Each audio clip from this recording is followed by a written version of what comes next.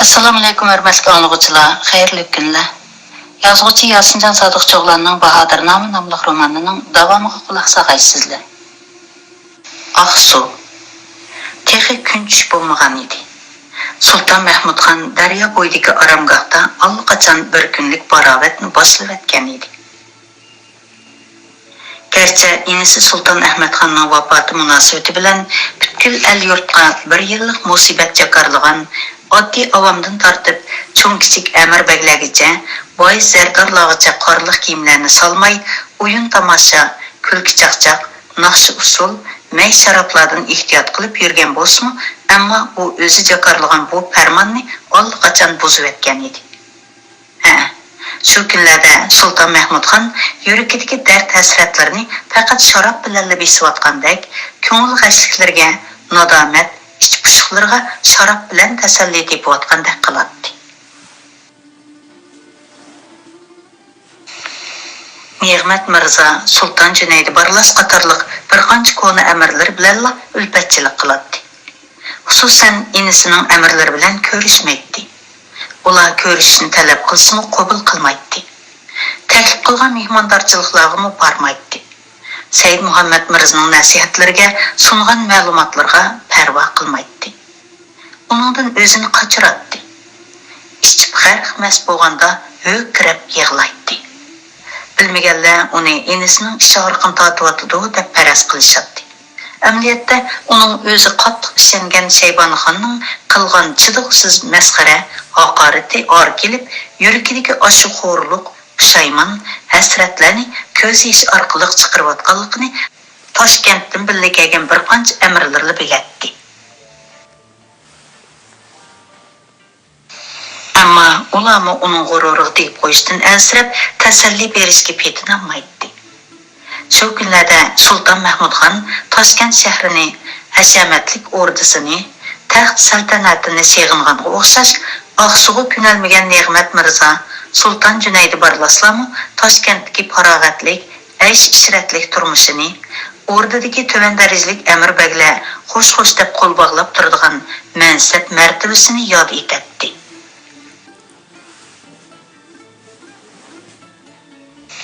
Chunki ular hozir Aqsuda eti ulug', supursi quruq amirlarga aylanib qolgan edi. Ular bilan hech kimning kori yo'q edi. Xos navkarlari, xizmatkorlardan boshqa hech kimga buyruq tushirolmaydi. Anglasam, oliylarni Yorkentdagi Mirzo Abubakr ustiga lashkar tortib og'ida deyishidi. Deb so'radi Ne'mat Mirzo ehtiyotchanlik bilan. Bu gapni kimdan oldilar? Deb parvosizlik bilan so'radi Sulton Mahmudxon. Shundaqroq bir mish-mish gaplar qulog'imga kirib qoldi. Bu Said Muhammad Mirzoning xiyoli, dedi Sulton Mahmudxon. Tegishli aniq javobini berganim yo'q.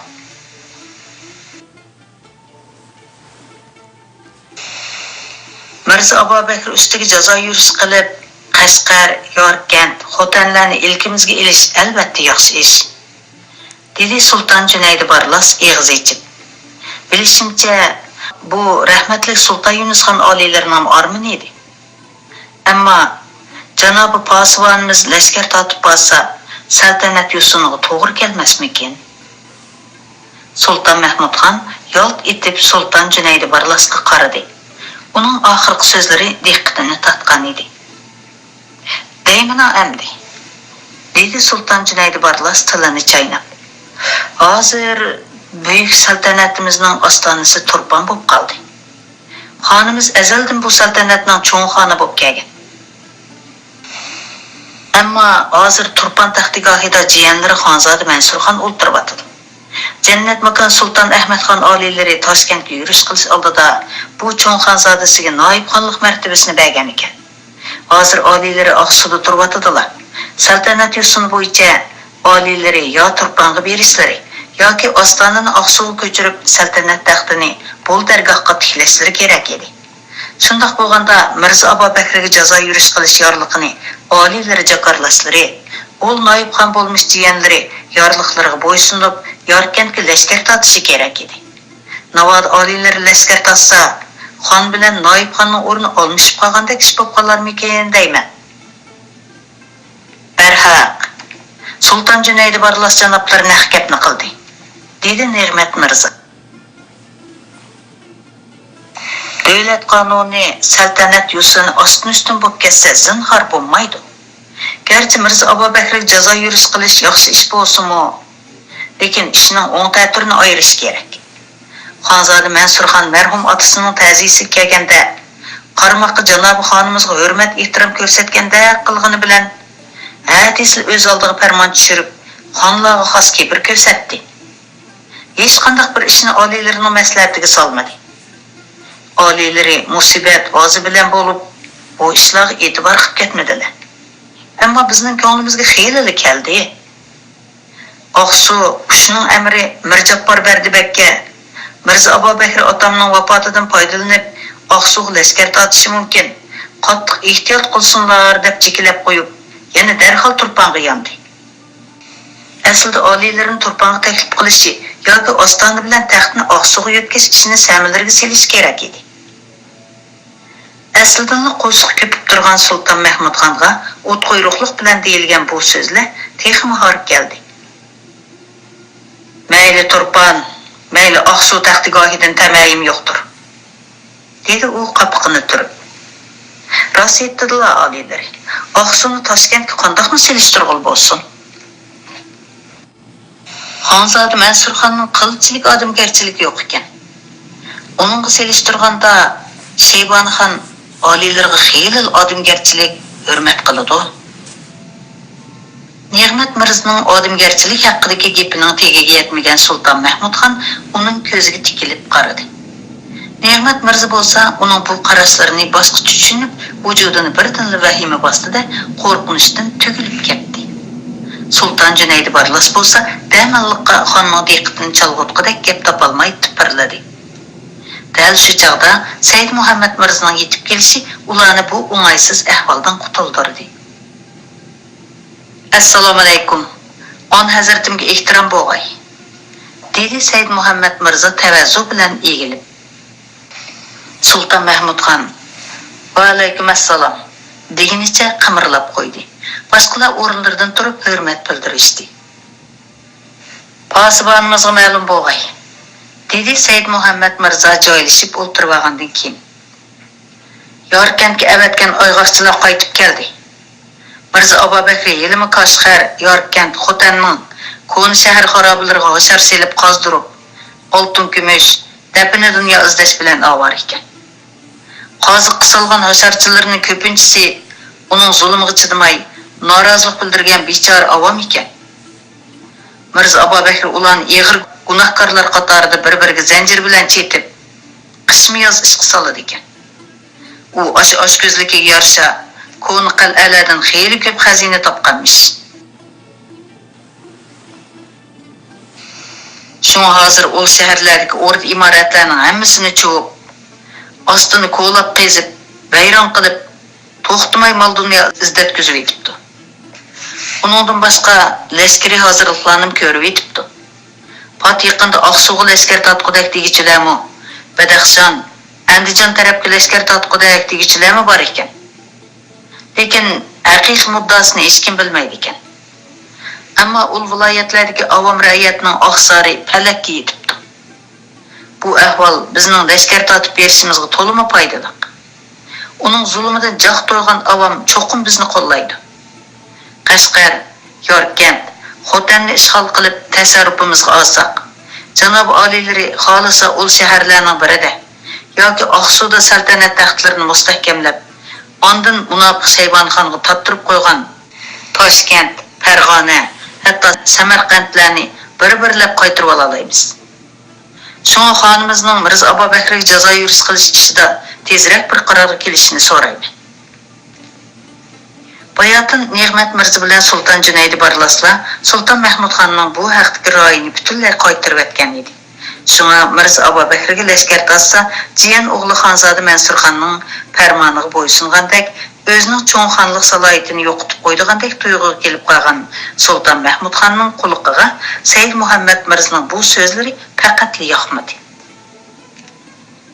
Meni mushu kichikkina Oqsuv shahrini taxtiga qilsizlar demoqchimisizlar? Dedi Sulton Mahmudxon qopiqini turib. Gerçi taxt saltanatimdan ayrilib qozoqlikda yashayotgan bo'lsam-mu, yanada shavkatlik nomim Sulton Mahmudxondir.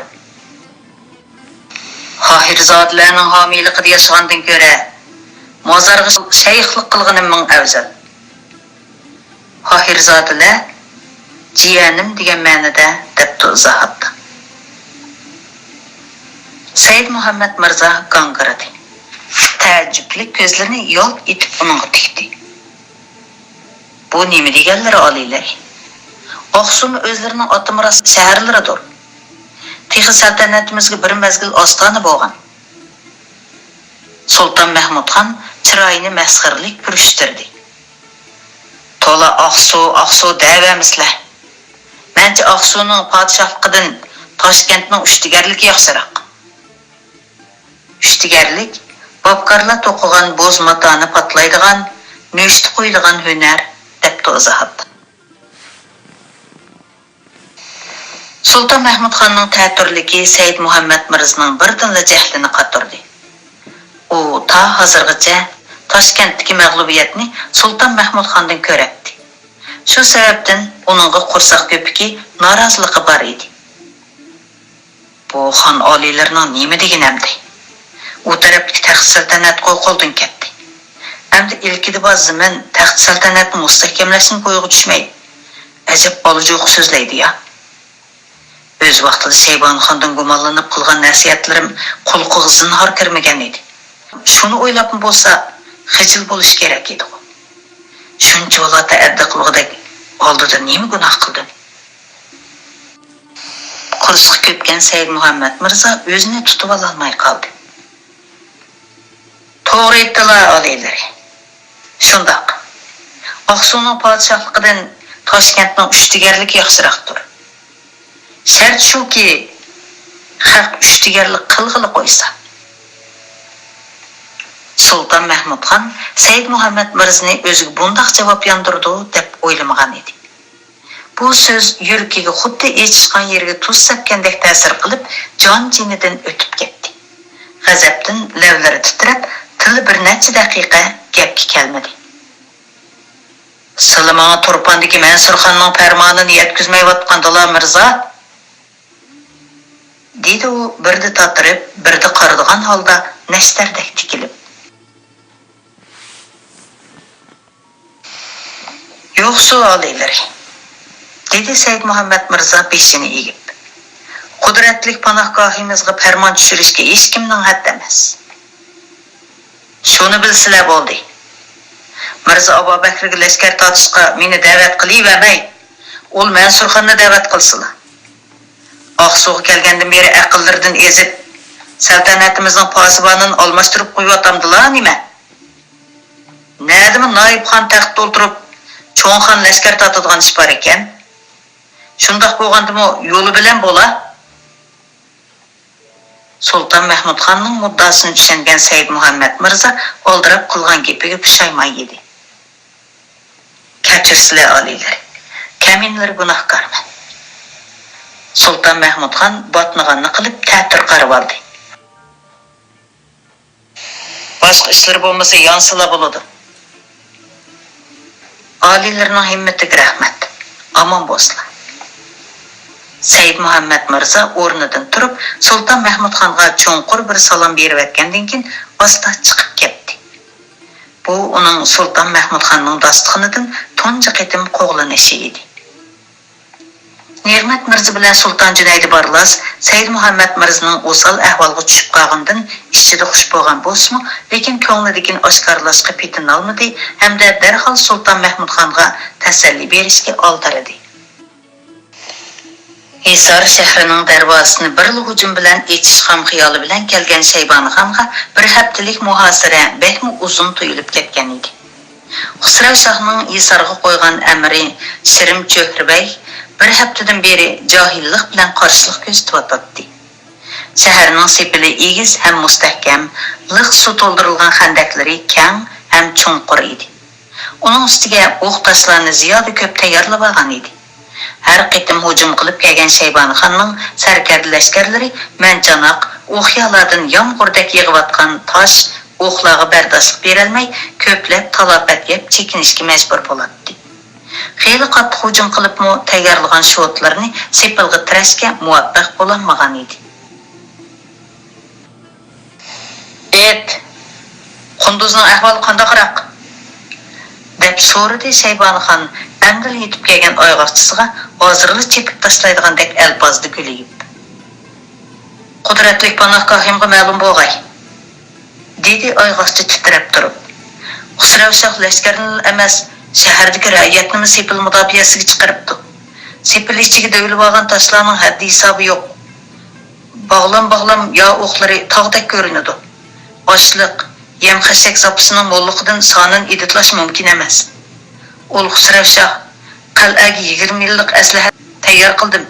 Şeybanixonni chekintirishga qurbim yetmasa, qal'ani bekitib yotaman. 20 yilgacha kim bor, kim yo'q. Şeybanixonning umri yor bo'lsa, Qunduz shahrini 20 yil muhosir qilsin.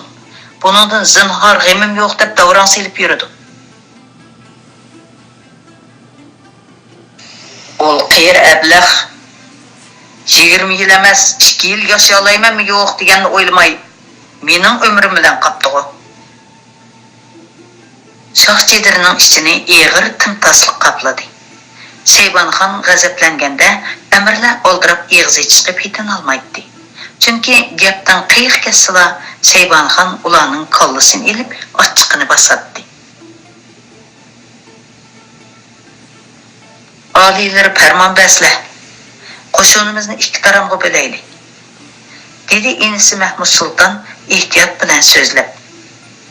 Kaminlari bir taram lashkarni boshlab Qunduzga tegish qilay. Ul qiyr ablahning qanchalik karomati borkin, qani bir ko'ray. Inisining taklifi Şeybanixonni o'ylantirib qo'ydi. Hisarning qurol-yarog', oziq-tulik aslahalarining mo'lliqiga qaraganda Qunduzning aslahalari uningdan mo'l. Hisarning texchi olamlig'ini bilib, Xusravshoh oshundoq cho'ng so'zlagan gap. Mahmud Sultanni Qunduzga avatsam avatay. O'zim lashkar tortib olsam, muhosir muddat uzrab ketsa, shavkatimga ta'sir etadi. Uninggacha Hisarni ishg'ol qilsam, Qunduzga berib hamdamda bo'laman.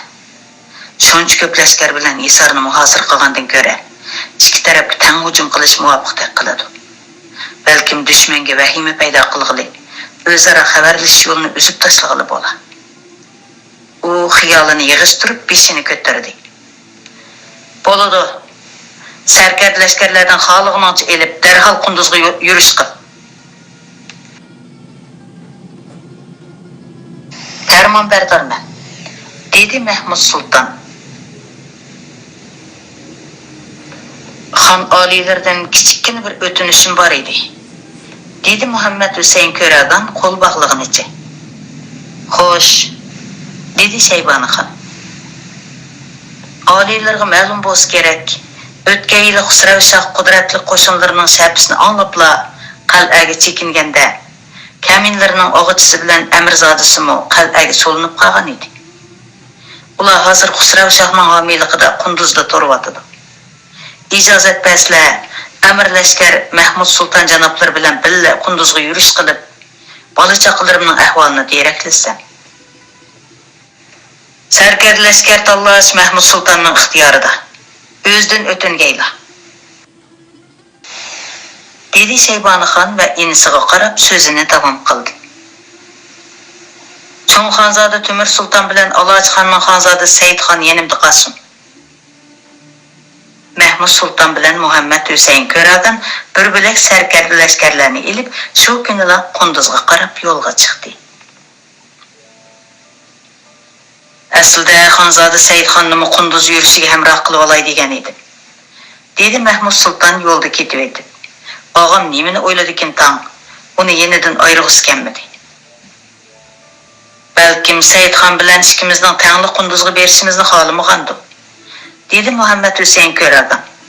Saidxonni yenida saqlasa, mendanmi, Aqsudagi Sulton Mahmudxon oliylardanmi xotirjam bo'ladi. Bundaq ishlarda Şeybanixon oliylari to'limi ehtiyotchan. To'g'ri, dedi Mahmud Sulton. Boshqalar tosh sanog'icha og'am qum sanaydi. Aslida Saidxonni ilib olgan bo'lsam, ikkilarga so'zlashishga fursat chiqarib berarman degan o'yim bor edi. Og'am bu xiyolimni bilib qoldimikin tam. Gohi vaqtlarda yenida o'ltirsam, ko'nglimdagi o'y xiyollarimni bilib qolarmikin deb tashvishlanib ketaman. Mahmud Sultonning samimiyatiga qoyil bo'lgan Muhammad Husayn ko'ragan beshini langshitdi. Janoblari tuz, oq ko'ngil tursilar. Qandoqmi g'ayri o'y xiyollarda bo'ladilar. Shuni deysizlar. Lekin og'am to'limi gumonxo'r. U shu kunlarda ikkimizning ziyoda yaqinligidan gumonlanib qolgandek qiladi. Qunduzda og'ichilar bilan amirzodlarning borlig'ini bilganlik uchun ijozat berdi. Bumiz hargiz ijozat bermaydi. Yana bir tarafdan ha deganda Hisarni ola olmay ichi pishib ketdi. So'ng ikkimiz birlikda Qunduzni olsak, Hisarni olmoq osonga to'xtaydiganligini faraz qildi Ahmad. Bundan keyin og'amning diqqatini tortishdan ehtiyot qilaydi. Bo'ladi. Ikki qatim ko'rishganning o'rnida bir qatim ko'rishaylik. Xos muloqotni oz qilaylik. Ular Qunduzga yetib kelganda to'g'ri yurak Xusravshah allaqachon qechib ketgan edi. Tova. Jahonga patmay davron solgan Xusravshahning karomati shunchalik bo'g'aymadi. Dedi Mahmud Sulton Qunduz shahrining muhofazatsiz darvozasidan kirib. Gapni yo'g'on qilgan bilan oshundoq to'g'ri yurak odam u. Dedi Muhammad Husayn ko'ragan. Iliq tamsilni olgan bo'g'aydilar. Qaysi tamsil deydilar janoblari? Buqi ho'kraydi, oq titraydi degan tamsilni deymina. Bu dal Xusravshahga mos keladi. Mahmud Sulton qoqoqlab kulib ketdi. Sizlar o'rdaga kirgach tursizlar. Men og'jon bilan amirzodamni erkin qilay. Dedi Muhammad Husayn ko'ragan. Bo'ladi. O'rdadagi baglardan erkin ola olsam, yonlarga chaparman, avatarman. Ha. Oyg'oqchilardan Mahmud Sulton bilan Muhammad Husayn ko'raganning zo'r qo'shin bilan Qunduzga qarab kelayotganlik xabarini anglab, u ikki mashhur sarkardiga tankilanmaydiganligini o'ylab, ichiga vahima kirib olgan Xusravshah shaharni mudofaa qilib saqlashga ko'z yetmay, mol dunyolarining hammasini elib, sarkardi lashkarlarini agashtirgunicha badar qochgan edi. Muhammad Husayn ko'ragan Xusravshahning cho'lda arab qolgan harmidan ayoli Sulton begim bilan Amdil Bashashga kirgan o'g'li Muhammad Haydarni osonla topdi. Sulton begimning quchqida tug'ilg'ini bir oy bo'lgan o'g'il buvoq bor edi. U o'tgan yili Xusravshahning qishiga kelganida Sulton begimning nikohiga olgan edi.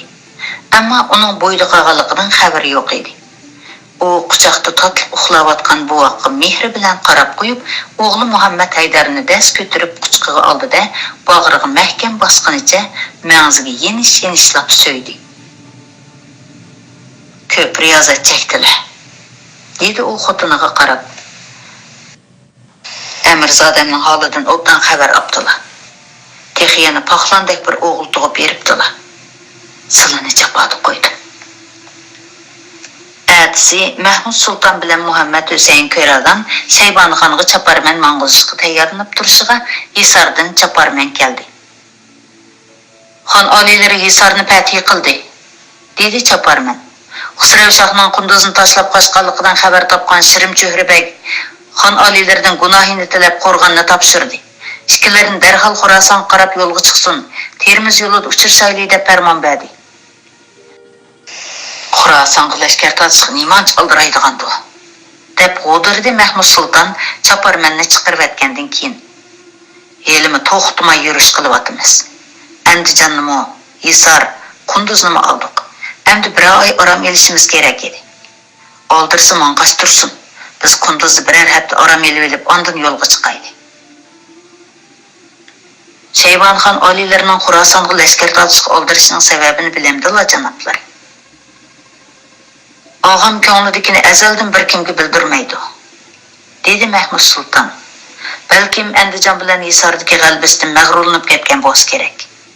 Biroq Xorason hukmdori Sulton Husayn Boyqara Xusravshahga hargiz o'xshamaydi. u degan nurg'un janglarni ko'rgan, lashkariy ilmda, jangbozlik mahoratida kamolatga yetgan tajribali podshoh. Bizning dabdabimizdan andish qilib ketishini atay. Uning ustiga Bobur podshoh hozir Kabulni qo'lga olib, atrofiga nurg'un sarkard lashkarlarni jo'g'ladi. Onishimcha lashkarlarning soni 2 tumandan osharmish. U Sulton Husayn Boyqaro bilan birlashsa, ishimiz texmi taslashidi. Og'am endi ilkidagi zaminlarga qanoat qilsa bo'ladi. O'zini Iskandar Soniy deb otib olib, amdilikda o'zini Rostum Iskandar Zulqarnayn chog'lab qolgan cheg'i. Muhammad Husayn Ko'ragan Mahmud Sultonning oqsi Shaybonxon bilan ancha chiqisholmaydiganligini yaqindan beri his qilib yetgan edi. Oqsining siyosat farmonlaridan izchil norozi bo'lib kelgan Mahmud Sulton ko'nglidagini Muhammad Husayn Ko'ragandan yo'shirmaydi. Ularning o'ttirisidagi do'stlik sir yo'shirmoqdek darajada kuchaygan edi. Kaminlarni do'stim deb bilib, ko'ngillardagi digayada janoblardan sir yo'shirib yursam bo'lmas, dedi Muhammad Husayn Ko'ragan. Hozir eg'zashmasam sizlarga 100 kilamligidekman. Janoblarning mendan yo'shirg'idek sirlarimi bormidi? So'radi Mahmud Sulton kulib. Muhammad Husayn Ko'ragan xijillik ilkida sus kulimsirdi. Amalning yo'qidan Shaybonxon oliylarga itoatgarligimni sunganim o'zlariga ayon. Hozir Ahmad Tanbal bilan Xusrav Shohlardek raqiblarimdan xalos bo'ldim. Demakchimanki, Shaybonxonga hojatim qolmadi. Uning yanida yana turaversam, bir bo'lsa o'z qarindoshlarim bilan dushmanlashishga majbur bo'laman. Bir bo'lsa Shaybonxon oliylarining qilichida o'laman. Bu dövrem Qunduzga kelishini talab qilishimda xotin bolalarimni izlash zaruriyati bo'lsa-mu, muhimi mushu bahonada asta o'z yo'limni tepib olishidi. Sizlarga bu muddaimni bildirmay jimjimli ketib qolsam nomardlik bo'lg'udak. Shunga ijozat bersizlar, asta ketib olay deyman. Nega boray deydilar? Aniq bir qarorga tegganim yo'q. Ya Sulton Husayn Boyqaroning dargohiga, ya Bobur podshohning yeniga berishim mumkin. To'g'ri o'ylabdilar, dedi Mahmud Sulton. Mening og'amdan allaqachon royim qaytgan. Dasht qipchoq dolisiga ota bobomning asli makoni qaytib aram xudo yashay deyman. Taxt saltanat zamin deb shunchalar qon to'kkinim yetar amdi. Bir parcha maktub tayyorlab qo'ygan edi. Ishonchlik navkarlardan biror orqali Xonzoda Saidxonga yetkazib bergan bo'lsalar. Albatta bo'ladi, dedi Mahmud Sulton. Aslida Xonzoda Saidxonni o'zim bilan birga olib ketarman degan o'yim bor edi. Bu mumkin bo'lmadi. Shaybonxon oliylari mening qasqinimni bilsa, Xonzodani bo'sh qo'yib yotmasligi mumkin. Shunga uni fursat tepib darhol qaytishga da'vat qilmoqchiman. Bu ishni menga topshirsalar. Xo'jali Bahodir ismli bir yigit bor. Marhum Alashxon oliylarining oqsidagi jangda asirga tushgan sarvozlardan bo'ladi. Hamparasti va jangbozlik mahoratining yeganligini ko'rib, xos navkarlarim qatoriga qaytib olgan edim. Keyin martabasini o'stirib, o'rinbosar yotishbayligiga tayinlagan edim. Hozir og'amning bargohida. Bu ishlarni shunga topshirsak, Xonzoda Saidxonning omon-eson qaytishiga hamdamda bo'ladi. Ammo Xonzodaning bexatarligi uchun sizlar yana bir necha kun Qunduzdan ayrilmasizlar. Himmatlarga ko'p rahmat, dedi Muhammad Husayn Ko'ragan minnatdorlik bildirib. Ul Xo'jali Bahodir marhum Alashxon oliylarining sarvozlaridan bo'lsa, bu ishning ro'yobga chiqishiga ishonch qilsam bo'lgandek. Xonzoda Saidxon cho'qim sizlardan minnatdor bo'ladi. Bu hojat emas Ko'ragan janoblari, dedi Mahmud Sulton. Azaldan birov yana birovning zaminini, taxt saltanatini tortib olib, uzoq hukmronlik qila olgan emas. Har kim o'z zaminida yashagan afzal. Mayli Toshkent, mayli Farg'ona, Mavara unnahir bo'lsin. Bizning zaminimiz emas. Gerçi hazır biz kuch huquqimiz bilan hukmronlik qilsaqmi, bu yerlarning asli egalari hamon bir kun bosh ko'tarib chiqadi. Bu zaminlar To'g'liq Temir bilan Amir Temirning avlodiga taalluq. Kaminlarning dast qipchoq dalasiga ketish qaroriga kelishining sababi mushu. Bu haqiqatni to'liq kechikib his qilganimdan o'kinaman. Ular xeyli uzoq paranglashdi. Havo tutilib, yomg'irning shapisi kelyotdi. Loyqilab eqiyotgan Andarab daryosi haybatlik chaqiraydi. Daryo bo'yidagi chinarning ostiga vaqtliq yasalgan shaxsupida o'ltirgan Bobur tagsiz xayollarga asir bo'lgan edi. Xusravshoh to'g'ri yurak, posiq, maraz odam. Uning bilan ittifoq tuzsam ishlarim hargiz ilgari bosmaydi. Balkim nasbishim mumkin. Uning inisi Boqchagan yonining sadoqatidan hargiz gumonlanmayman. Bo'pti, shuning yuzini qilay. Nimali degan bilan Xusravshoh uning bir tuqqan og'isi, qerindish emasmi? Menga har qancha vafodorlik ko'rsatsimi, qerindosh degan baribir qerindosh. Xusravshoh bilan ko'rishmayman desam, og'izda bir nima demagini bilan ko'ngilda yuzimni qilmadi deb ranjib qilishi mumkin. Xusravshohning oldimga kelishga ajab yuz chidabdi desa, men bir necha marta yuzsizlik qilgan esida bormikin? Shu chog'da mardlik qilib to'sib quchqini ochgan bo'lsa, balkim hozir Shayboqqa birlikda taqobil turgan bo'lar edik.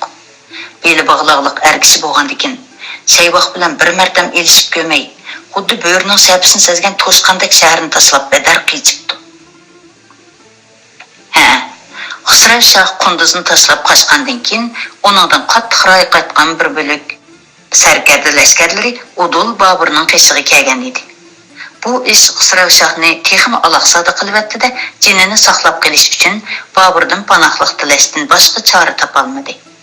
Kuyog'li Yoqub Begni nurg'un so'g'i salomlar bilan avatib, qulluq va sadoqat izhor qildi. Boburning Xusravshoh bilan faqat ko'rishgisi yo'q edi. Ammo ig'ir kunlarda o'ziga hamroh bo'lgan Boqchagan yonining yuzini qilishga majbur bo'ldi. Podshoh oliylarining mardlikni a'lo bilib, adovat saqlamay, ol sadoqatsiz og'am bilan ko'rishmoqchi bo'lganliklariga ko'p tasanma, dedi Boqchagan yani minnatdorligini bildirib. Og'amga dargohlarda panohlik berish bermaslik o'zlarining ixtiyorlari. Menimcha uning bu dargohda turganidan turmag'ini yaxshiroq. Chiqilib uningga muvofiq bir hayotlik yo'li ko'rsatgaylar. Meni tushunganliklariga ko'p tashakkur, dedi Bobur. Sizlarga ma'lumdir. Mas'ud Mirza bilan Boysung'ur Mirzalar mening navri qarindoshlarim edi. Xusravshoh O'lxonzodlarga sadoqatmanlik bilan xizmat qilmoqda yo'q. Ularni o'ltirib, taxt saltanatini tortib oldi. Menga qilgan hurmatsizligini ko'nglimdan tamoman chiqarib yetalishi mumkin. Ammo yenimda rahmatlik ol ikki xonzodaning inisi Mirzaxon bor. Men kechirgan taqdirda Mirzaxon hargiz kechirmaydi.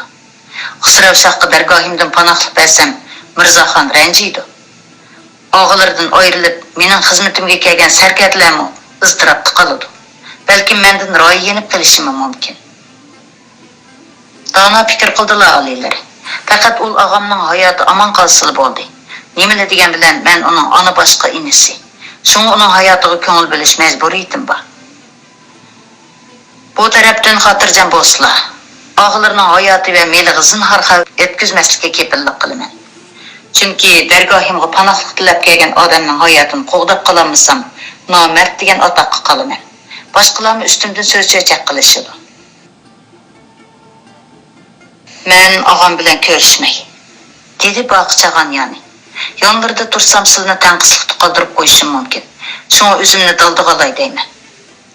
To'g'ri o'ylabdilar. Navodi meni so'rab qolsa muvofiq javobini berarlar. Bugun Boqchagan yani aksi Xusravshohning o'zi bilan bo'lgan qarindoshligini shipga keltirib, Boburni tanqislikda qo'yishdan ansirab, o'zini daldiga olgan edi. Shu topda Bobur Xusravshohni qabul qilish uchun saqlab o'ltiradi. Nomardlik va tuzkorlikda uchiga chiqqan bu ablah men bilan qaysi yo'sinda ko'rsa.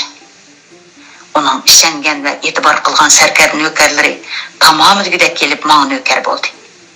Bir neçe müddet Cihangı patmay hükümranlık kılıp yürgen bu münafık bugünkü günde mushunda harizarlık gelişini oylagan boğuymidi. Taqdirning oyunları neme degen kızık ha? Ata babalarning bol dövlet sende turmaz, ol meynat mende degeni mush boz gerek. Yiraqdan bir top atlıqlarning qarısı göründü. Babur xiyalini yig'ishtirib, qaddini rusladi. Xusravshah yiraqdan otdan tushib, yugurib degidek Baburning oldiga keldi. 3 qadam orliq qolganda to'xtab, 3 qitim yukindi. Assalomu alaykum. Qudratli podshoh oliylari. Kamina nökarlarining arzimas ehtiromini qabul qilg'aylar. Babur onun chirayığı tikilip qarab etgandan keyin o'ltirgan joyidan qimirlabmi qo'ymay, chirayığı sus kulki yugurdi. Va alaykum assalom. Babur uni o'ltirishga taklif qilmay, bo'yin qisib turgan bechora turqiga qaytadan nazar tashladi. Tangri nima degan qudratli. 20-30 ming lashkarning egisi bo'lgan. Kahluqadan tortib Hindu qushterigicha bo'lgan viloyatlarning hammasini o'z idorasi ostiga olgan. Shu sababdan hech kimni ko'zga ilmay takabburona yashagan bu tuzkor ablaqni mendek dushmanlar tarafidan mag'lub bo'lib, vatanidan ayrilib qolgan hukmdorning oldiga shuncha xor, shuncha ojiz, shuncha bechora holatda akilib qo'ydi. Mana shu topda uning ne o'z nökeriga, ne meliga, ne jiniga ega bo'g'idek iqtidor bo'lsin. Ha, to'g'ri. Uning asli ismi Hasan Barlas emasmidi? Merhum tağam Sultan Mahmud Mirza'nın ordusida boshgar edi. Keyin o'zini Xusravshah deb atib olgan. Babur xiyolini yig'ishtirib, texchi o'ri turgan Xusravshahga masxirlik qaradi. Qani o'ltirsizlar Hasan Barlas. Xusravshah Baburning o'zining saltanat nomini emas, asli ismini atab turib, o'ltirishga buyurganidan gazgisigacha qizirib ketdi. Podshoh oliylari shafqatlidir. U cho'nqur egilib minnatdorlik bildirgandan keyin shohsupaning tuvan tarafiga kelib yukinib o'ltirdi. Ondan birga kelgan xizmatkorlarni buyurib, Baburga ko'rishish sovg'asi uchun 4 to'ga, 4 qichirga ortib ep kelgan sovg'atlarni tartib qildi. Bu jarayonda Baburga yana bir necha qitim yukindi. Loyiqlarda bo'lmasimi qabul qilg'aylar, dedi qo'l bog'lab turib.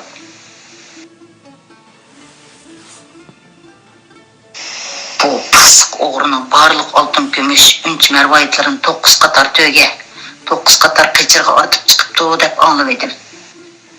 Ep kelgan pishkashlarni qarmandigan. Ko'nglida Baburga katta sovg'at tartib qildim deb o'ylayotganda qachon. Aslida bu mol dunyolarning hammasi merhum tağalarimning edi. Bo'ptilar, it bilan so'ngak talashgandek bo'lib qolmay. 9 qator qichir, 9 to'ga yoki 9 qichir bir qator hisoblandi deb izohatdi. Babur sovg'atlarga ko'zining qirnini sep qo'ymay, yenidagi xazinchi bakka qaradi. Topshirib olg'aylar. Baburning rahmat asqalli etish u yoqda tursin, sovg'atlarga qarabmi qo'ymag'ini ko'rib, Xusravshahning yuragiga vahima o'lashdi. Bergan sovg'atlarimdan toza rozi bo'lmagandek qiladi. Ömür bo'yi jo'g'lagan dapina dunyolarimning hammasidan ayrilib qolamdi men nima? Ishqilib jenim omon qasli bo'ladi. Seybanxondan qechib xato qilmaganda men ha? O sarkarlarning ko'zlarida so'pli shumliq alangiydi. Ularning orasi inim boqiba ko'rinmaydi.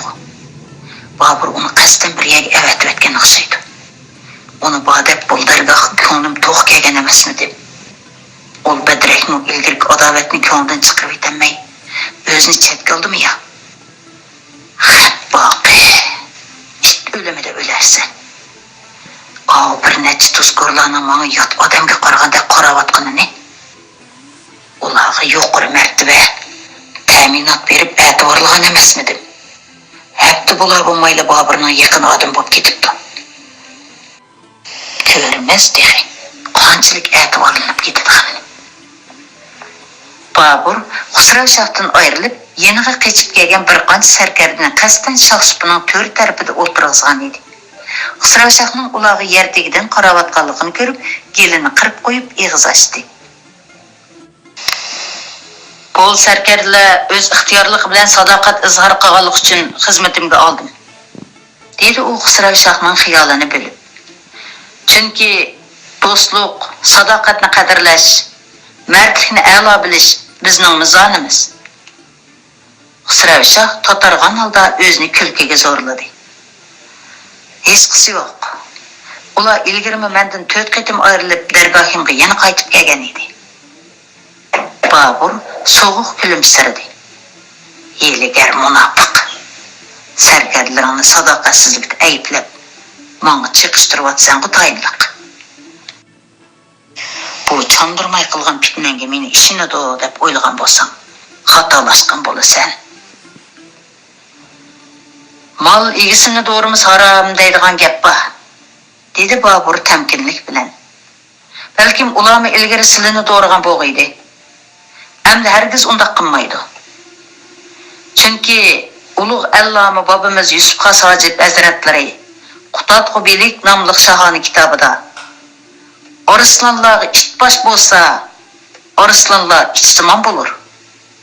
Itlar arslan baş bolsa, itlar arslansimon bo'lur deb qayd qilgan.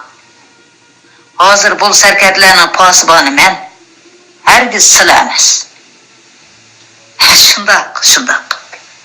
Dedi Xusravshah xijilligini yolg'on kulkisi bilan yoshirishga tirishib. Suhbat bir osh pishim davomlashdi. Xusravshahning nomardlik, tuzkorligiga yarasha so'zlarimi puchak ham lozim edi. Yana suhbatlashishga Boburning taqati qolmagan edi. Men paqiqinda munofiq Shayboq bilan jang qilaman, dedi u Xusravshahga qarab. Sizlarning sipohliq bilan azaldan xushilari yo'q. Xususan ul Shayboqqa ro'bro kelishdan xavfsiraydilar. Şunu silini ul yağığı tavsiye qilmay. Hozircha Sultan Hüseyin Bayqara alilarining tasarrufi bo'lgan Xurasan taraf tinish. Şol taraflarga berib to'plagan mal dunyolarning rohitini ko'rgaylar. Balkim Sultan Hüseyin Bayqara alilari bir shaharni berib qolar.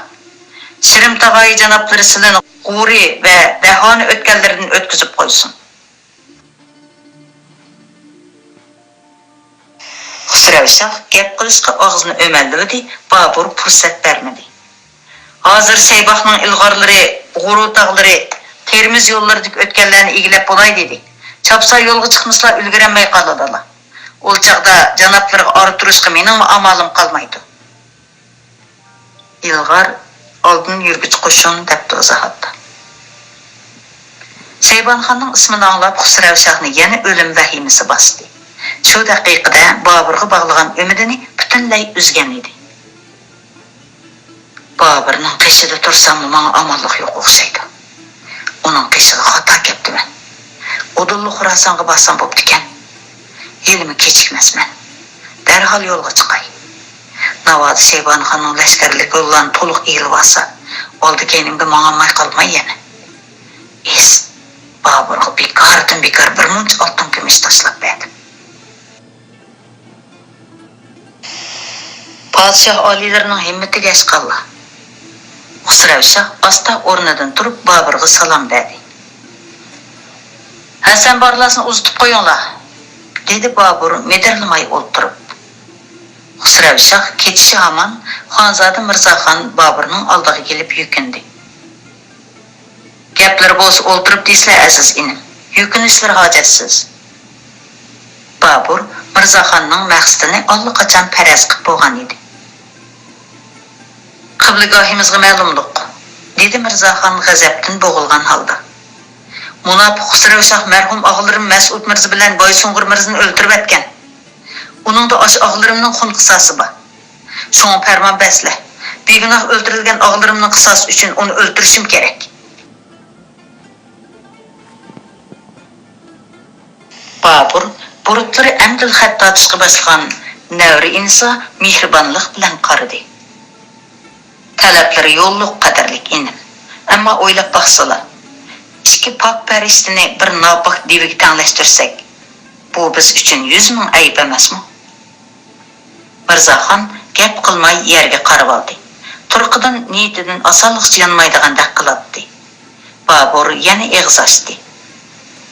Navoda ul tuzkor munofiq dargohimizga panohlik tilab kelmagan bo'lsaydi, albatta tutib o'ltirsak tamamen bo'ladi. Ammo o'z oyog'i bilan kelib panohlik tilag'ichini o'ltirib etsak, el yurtqa nomard degan otqimiz taraydi. Jahondagi mard bahodirlarning masxarasiga qolamiz. Uning ustiga boyli uningga omon esanlik va'da qildik. Endi va'dimizdan yenib olsak, ul tuzkordan nima farqimiz qoladi?